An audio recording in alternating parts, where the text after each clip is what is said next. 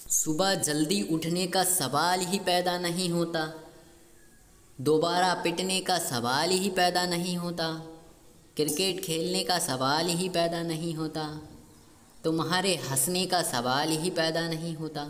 इस तरह के सेंटेंस कैसे बनाएंगे, इंग्लिश में इनको कैसे बनाते हैं, चलो सीखते हैं। सबसे पहले इसका स्ट्रक्चर देख लो। स्ट्रक्चर कहता है नो क्वेश्चन अराइज टू सबसे पहले आएगा, फिर प्लस वर्ब की फर्स्ट फॉर्म आएगी, फिर प्लस ऑब्जेक्ट आएगा। चलो इसको आगे बनाते हैं सेंटेंस में कैसे यूज़ करना है। देखो, दोबारा आने का सवाल ही पैदा नहीं होता।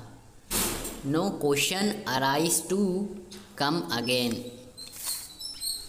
दोबारा बोलने का सवाल ही पैदा नहीं होता। No question arise to speak again. No question arise to speak again. यहाँ आने का सवाल ही पैदा नहीं होता। No question arise to come here. No question arise to come hair.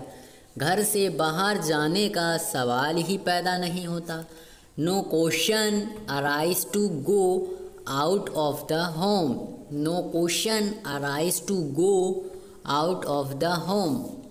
Cricket खेलने का सवाल ही पैदा नहीं होता। No question arise to play cricket.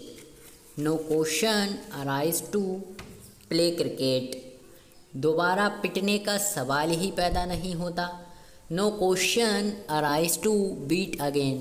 No question arise to beat again. सुबह जल्दी उठने का सवाल ही पैदा नहीं होता।